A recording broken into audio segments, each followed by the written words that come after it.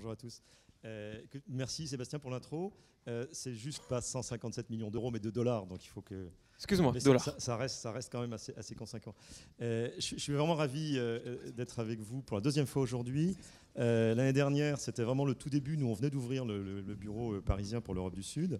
J'étais venu avec des chiffres un peu rébarbatifs, pour être très honnête. Là, cette fois-ci, deux choses. J'ai essayé d'abord de je l'ai traduite en anglais, en français, et puis surtout, j'ai essayé de la faire un peu plus courte et plus centrée sur ce dont j'ai envie de vous parler aujourd'hui, c'est-à-dire comment les apps changent notre monde. Évidemment, pour vous, c'est une évidence, mais quand même, j'espère pouvoir vous donner quelques chiffres qui sont assez inspirants. L'année dernière, les gens nous disaient mais c'est bien, mais qui êtes-vous à Pagny On a vaguement entendu parler de vous. Aujourd'hui, c'est moins le cas. Les gens qui viennent nous voir, on dit on entend parler de vous, parce que depuis un an, on a quand même pas mal travaillé notre impact un peu médiatique. Mais qu'est-ce que vous faites exactement ? Voilà, ce qu'on fait, c'est véritablement vous aider à bâtir de meilleurs business à travers les apps ou de meilleurs app businesses. Tous ces gens-là, aujourd'hui, travaillent avec nous. Vous les connaissez, on ne va pas s'amuser à savoir qui est qui. Mais globalement, c'est vraiment ça. Les accompagner dans leur stratégie globale, locale, à la fois au niveau des apps, du développement des apps, mais aussi de toute la partie gouvernance de leur stratégie mobile. Quelques mots rapidement, mais je vais aller très vite. Donc, une société globale, locale, 15 implantations dans le monde, 450 employés, un peu plus, on est même plutôt 470 aujourd'hui. Et surtout, ce qui est important de retenir, c'est que c'est une boîte très techno, on fait du big data. Pratiquement la moitié sont des équipes d'ingénieurs et de data scientists. Quatre structures techniques, Pékin, San Francisco, Vancouver, et puis en Europe, c'est Utrecht. 5 levées de fonds, vous avez vu, 3 acquisitions, Distimo, Mobidia, Appscotch, et puis la crème de la crème des investisseurs de la Silicon Valley.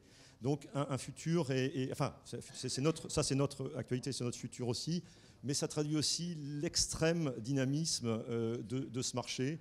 Aujourd'hui, si les gens investissent chez des gens comme nous, c'est parce que voilà, on ne les force pas, c'est vraiment qu'ils croient vraiment à la nécessité d'avoir quelqu'un qui aide un petit peu cette communauté à piloter un petit peu sa stratégie.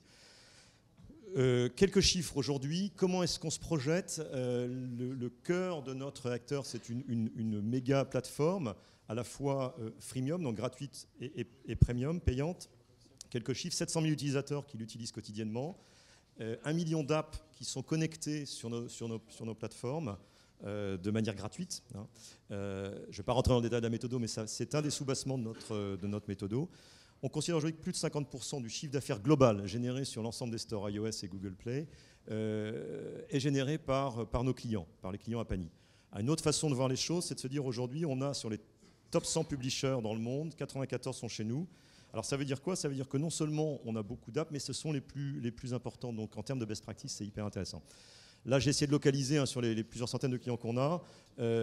Historiquement, on a démarré par le gaming, les grosses plateformes sociales. Alexis Bonillo, hier, nous a fait le plaisir de citer à Pagny. Je lui renvoie un petit peu l'ascenseur en le mettant à côté de Snapchat. C'est important de voir que les Français sont capables de monter dans le Hall of Fame comme ça. Et j'espère qu'il va rester français un peu longtemps. Ce qui m'intéresse peut-être plus aujourd'hui et qui fait le lien avec ce dont on va parler, c'est tout ce qui est en bas. Là. Vous voyez les clients récents. On est tout à fait heureux d'avoir pu embarquer Radio France, France Télé, TF1, Air France très récemment, Cdiscount, Criteo c'est déjà depuis longtemps, LVMH. Voilà, tout ça, ça veut dire quoi ? Ça veut dire que tous les grands comptes aujourd'hui sont en train d'affûter, sont mûrs, sont prêts pour l'étape, pas la dernière, mais en tout cas la dernière étape actuelle de leur transformation digitale. Voilà.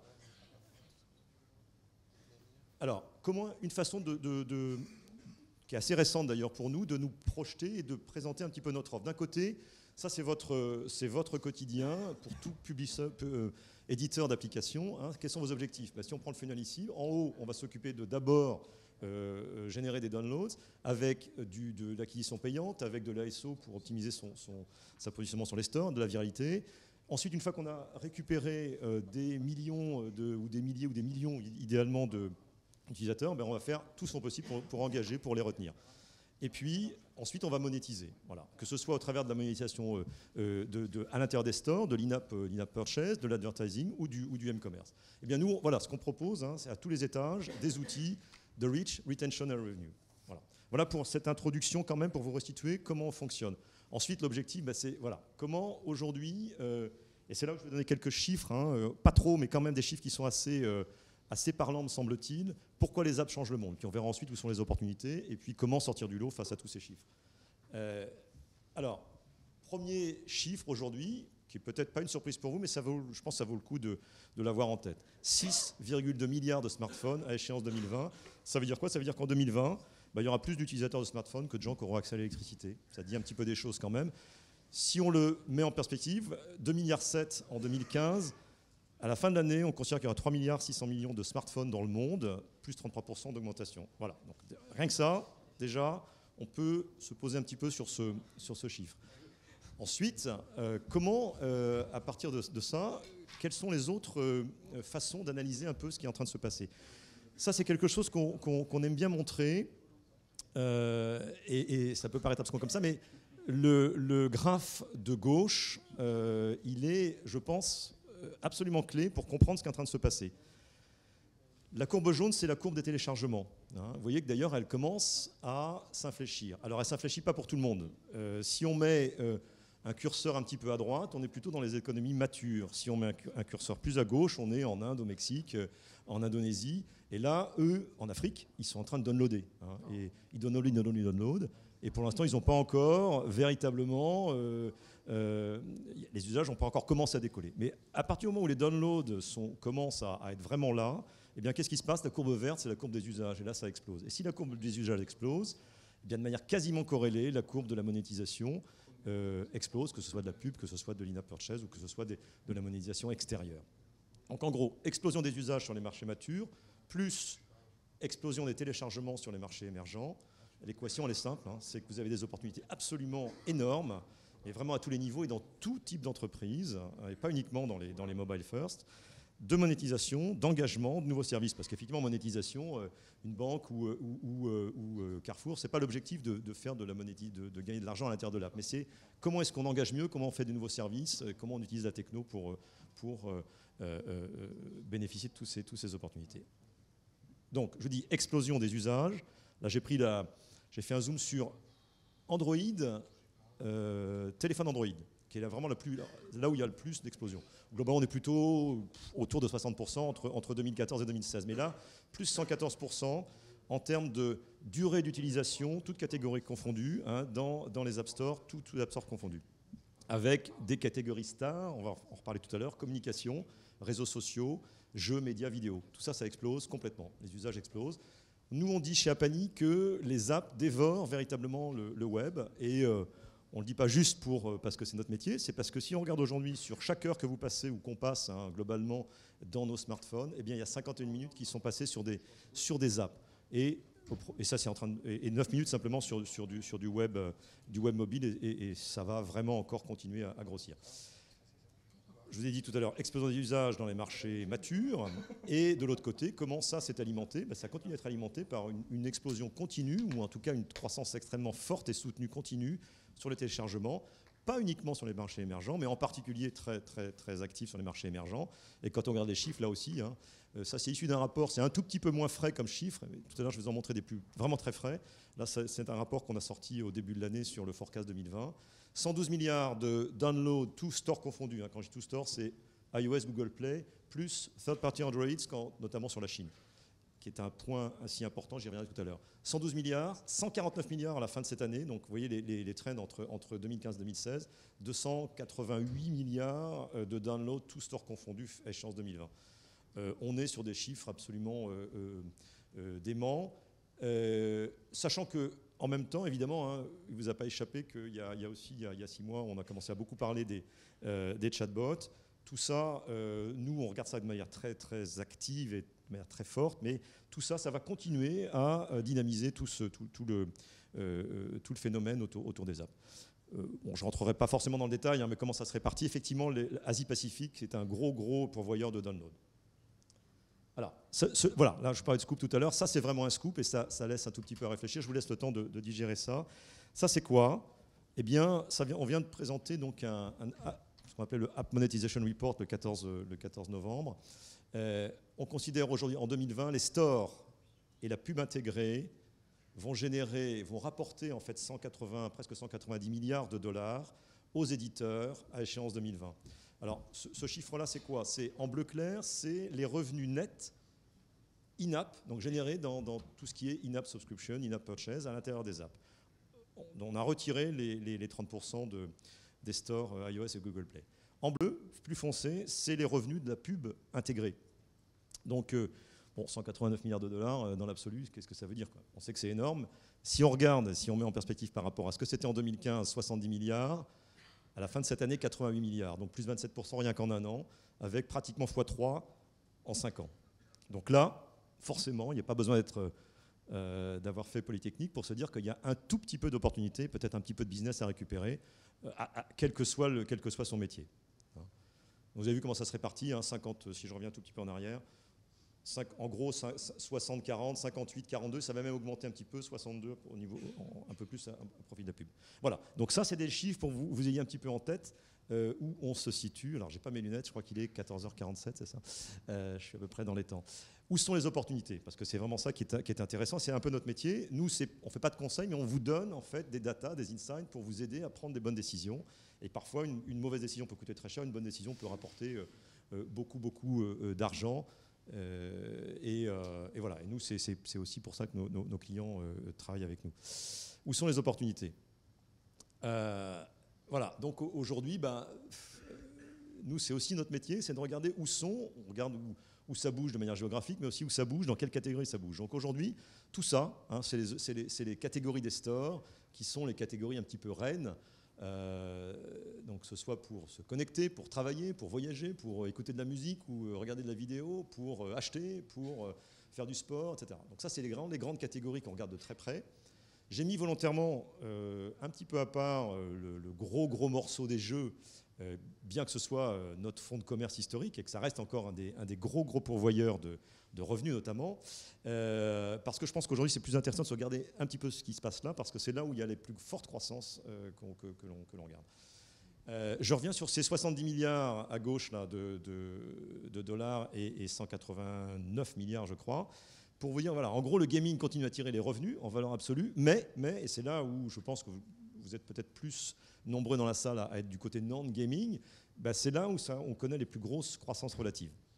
Et si on regarde les croissances, c'est vraiment en 5 ans, on parle de 3 fois et demi.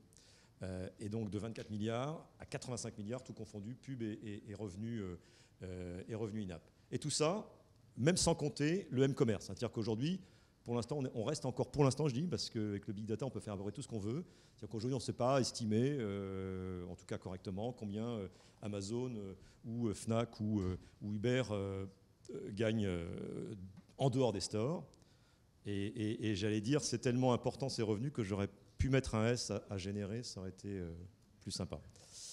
Donc voilà, donc là, pour les gens qui sont dans du M-commerce, là aussi, c'est intéressant aussi de voir qu'il n'y a pas que le M-commerce pour générer de l'argent, il y a aussi à côté ou en parallèle la pub et des revenus in-app. Si je fais un zoom un petit peu, je reviens sur le temps passé. Où est-ce qu'on passe du temps et quelles sont les catégories reines d'utilisation. Donc là, nous, on s'intéresse, enfin là, j'ai mis en exergue, mais vraiment, c'est celle qu'on voit et qu'on suit de manière très fine, parce que d'abord, on utilise notre plateforme, nous, d'abord, comme outil de business développement. Donc là, sans surprise, c'est là où on va essayer de développer notre effort commercial en priorité. Le premier sujet, c'est les apps de messagerie, enfin les messageries et les applications sociales. Pour plein de raisons, et notamment aussi parce que je parlais tout à l'heure de l'explosion de l'intelligence artificielle, du commerce conversationnel, des chatbots. Aujourd'hui, des structures comme WeChat ou comme WhatsApp, surtout WeChat d'ailleurs, WhatsApp s'est beaucoup inspiré de ce que fait WeChat, bien, deviennent des hubs véritables. C'est bien plus que des apps et on sort plus de l'app et on fait tout à partir de l'app. Donc très gros accélérateur à ce niveau-là. Ensuite, autre catégorie absolument reine, les médias, le vidéo streaming. Vous avez vu tout à l'heure, on est ravis d'embarquer Radio France, France Télé et TF1. Eh bien, voilà, tous ces gens-là sont un peu challengés par Netflix, mais je peux assurer que derrière, ça répond très fort. Et plus de 112%, là je parle entre premier trimestre 2014 et premier trimestre 2016. Donc des croissances dingues. Moi, ça fait 30 ans que je suis dans le business digital. Ça fait quand même longtemps, même si je me rappelle il y a 20 ans du web. les taux de croissance n'étaient pas à ce point, hein. Et là, on est worldwide en plus. Donc, le champ des possibles est absolument gigantesque. Deux grosses catégories qu'on regarde très, très près, nous, c'est le transport, tourisme et shopping. Shopping, là, c'est vraiment l'explosion. Donc 2017, pour nous, ça va être ça. Ça va être transport, tourisme, retail banking. C'est les gros sujets. Aujourd'hui, on est en train d'embarquer toutes les banques espagnoles, françaises, etc. Tous ces gens-là, aujourd'hui, ça y est, sont dedans, se bagarrent, sont d'ailleurs un petit peu titillés par des Benkin, Nixo et tous ces gens-là qui les challengent sur leur propre terrain. Un petit peu d'ailleurs comme on le voyait avec Molotov tout à l'heure, hein, des gens qui font des espèces d'agrégateurs, des over the top, hein, et qui vont permettre de challenger un petit peu ces gros acteurs. Et puis bien sûr des dating. Alors j'ai mis des clients à nous là, et puis des gens qu'on connaît bien, les Mythic, les Tinder, les Apple, les Adopt un mec. Tout ça, c'est des grosses catégories qui bougent en termes d'usage. Petit zoom sur les banques, là, c'est les 10 premières applications bancaires en termes de nombre de sessions, x2 UK et France, x3 en Allemagne. Donc voilà, il se passe vraiment des choses et ça bouge de partout. Bon, je vais aller vite là-dessus, mais juste pour vous donner, celle-ci un peu plus rébarbative, mais juste pour vous donner un peu de recul global, mondial. Donc la Chine est le plus gros marché mondial d'ores et déjà, hein. Ça c'était 2015, mais en 2016, ils sont passés devant. Tout à la fois download et revenus. Ça explose de partout. Et quand on regarde en 2020 ce que ça va donner, Chine, USA, Japon, en termes de chiffres. Et puis, vous voyez, on voit la France quand même, UK, Allemagne, tout ça, on reste dans le top 10. On y est encore, on y reste. Mais le Japon, Chine, USA, qui drivait aujourd'hui 85% des revenus en 2015, tout ça, ça va changer. On va voir arriver des nouveaux, le Brésil qui pousse très fort, Taïwan, l'Inde aussi. Voilà. Petit zoom aussi, comment ça se répartit cette fois-ci, toujours sur mes chiffres, là, 70, 89, 190. Comment ça se répartit en termes de store. Donc iOS reste le store roi en termes de valeur absolue, unique, si vous voulez, sur les revenus. Mais par contre, Google Play d'une part et les third-party Android en Chine notamment vont arriver très très fort avec des taux de croissance absolument phénoménaux. Maintenant, face à tout ça, comment est-ce qu'on sort du lot ? Voilà, encore une fois, on ne donne pas de conseils, mais l'idée, c'est d'avoir quelques pistes. Cette croissance continue, elle crée, elle, un marché hyper lucratif, certes, mais hyper compétitif. 4 500 000 apps actives, en gros 2 millions sur iOS, 2,5 millions sur Google Play, qu'on scanne nous, tous les jours. Donc face à la fois l'envol du nombre d'apps, plus 40 000 apps tous les mois, et à l'envol des coûts de publicité, l'acquisition et la rétention n'a jamais été aussi clé, pour faire face à ce challenge. Donc les app marketeurs, je sais qu'il y en a dans la salle, faut être de plus en plus malin pour sortir du lot, pour faire mouche, taper sur les bonnes cibles, etc. Voilà, et donc là, quelques points qu'on a essayé de mettre en exergue. Le premier sujet, c'est monitorer en permanence la performance de ces apps à soi, mais surtout comment on se positionne par rapport à la concurrence pour réagir très vite sur les téléchargements, les revenus, les usages, s'adapter aux tendances, identifier quels sont les gens qui font bouger un peu les shows, bouger un peu les lignes, quelles sont les best practices. Pour illustrer ça, je vous ai donné, là c'est assez récent en fait, on s'est mis en France sur iOS, catégorie shopping, par download 20 septembre. Qu'est-ce qu'on remarque ? Aucun brick and clicks, que des, on va dire, digital first, et là-dedans des mobile first, et un Américain, deux Américains, un Chinois en numéro 3, un autre en numéro 8, un Chinois qu'on ne connaissait pas, et puis voilà, quelques acteurs historiques, mais qui doivent en permanence avoir un œil sur ce qui se passe, y compris sur leur propre marché historique. Ce qu'il faut aussi, et nous on conseille absolument à nos clients de regarder en permanence les reviews, les ratings de leurs applications, mais aussi de celles des concurrents. C'est une bonne idée de regarder les bonnes, mais c'est aussi de regarder les mauvaises critiques, d'analyser tout ça. C'est aussi une bonne idée d'essayer d'être à peu près au-delà de 3,8 en termes de ratings, pour être à peu près sûr d'avoir des bons taux de conversion et de rétention. Ce qu'on aime bien aussi de plus en plus, c'est croiser les données d'usage avec les démos, faire ce qu'on appelle du cross-app usage, c'est-à-dire qu'en fait, on va essayer de regarder quelles sont les autres apps avec lesquelles mes utilisateurs engagent le mieux pour identifier des risques concurrentiels, pour identifier des partenariats potentiels que je n'avais même pas soupçonnés. Je vais pouvoir faire peut-être aussi aller faire des opérations communes de partnership et puis de partenariat, et puis je vais essayer d'optimiser mon user acquisition pour faire du targeting, du retargeting, etc. et dépenser mon argent qui n'est pas limité de manière ultra ciblée. Je vous montrais Asos, qui est un des acteurs clés. On va aussi s'intéresser à comment est-ce qu'on compare la rétention utilisateur. Alors, c'est des chiffres indexés là, mais quand même, voilà, pays par pays, c'est pas du tout les mêmes comportements. Donc toujours avoir cette idée de regarder, identifier les marchés sur lesquels on va aller et adapter sa stratégie en fonction des comportements socioculturels des utilisateurs. Donc vous voyez, le bleu, ce qui est très clair, c'est que la rétention sur les jeux est beaucoup plus volatile que sur les non-jeux. C'est semi-surprise pour nous, c'est peut-être une surprise pour vous, mais enfin voilà, en tout cas, c'est pas du tout comment dire, homogène en termes de pays. Un des grands sujets aussi, hein, ça l'est depuis 15 ans, presque 20 ans maintenant, le SEO sur le web. Maintenant, l'ASO, c'est aussi un des cœurs de sujet. C'est beaucoup plus contraint parce qu'aujourd'hui, les gens qui faisaient du SEO, les experts du SEO se cassent un peu la tête sur l'ASO. Donc aujourd'hui, c'est avoir proposé des outils pour savoir un petit peu, en termes de mots-clés, comment je choisis, comment je me mets, comment je me situe, voilà, comment je vais optimiser mon acquisition organique. Et c'est absolument aussi un des sujets clés pour ne pas dépenser d'argent. Et là, ça peut être vraiment gagner beaucoup d'argent très vite avec des bonnes pratiques. On va réagir aux publicités, aux stratégies de pub des concurrents, savoir qui fait de l'advertising sur quel ad networks, comment, et on va voir, nous on utilise beaucoup ça en business développement. Ok, on va regarder les gens qui download, qui arrivent, mais on veut aussi regarder les gens qui font de la pub. Ceux-là, a priori, ils sont dans une dynamique, ils ont un peu de pognon, et il faut aller les voir. Donc c'est un peu ça l'idée, c'est comment toujours regarder en dehors de mon précaré, en dehors de mes propres apps. Vous avez tous des SDK extrêmement malins qui regardent à l'intérieur de vos apps à vous. Nous, ce qu'on vous propose, c'est de regarder en dehors, sur le monde extérieur.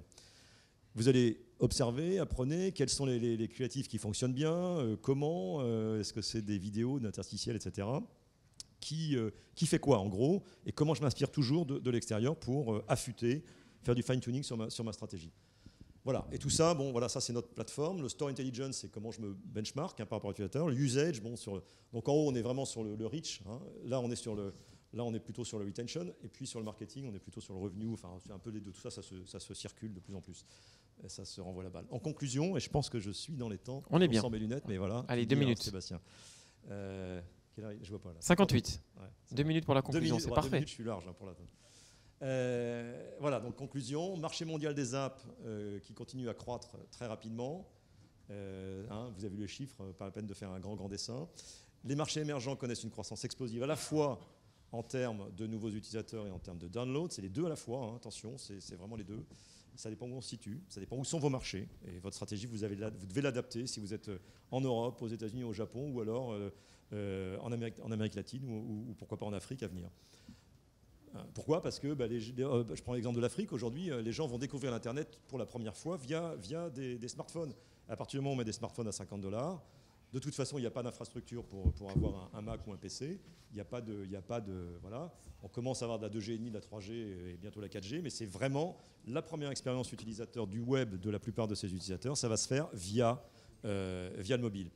Le marché, l'engagement est plus fort sur le marché mature, la monétisation donc plus efficace. Et là, les enjeux sont gigantesques. Le marché des apps, il est lucratif, hyper compétitif, donc il faut être extrêmement malin en termes de stratégie et avoir une solide market intelligence pour sortir du lot. Voilà, je pense que j'ai à peu près bouclé. Et on est dans les temps. Bravo Thierry. Merci à toi Thierry. Merci.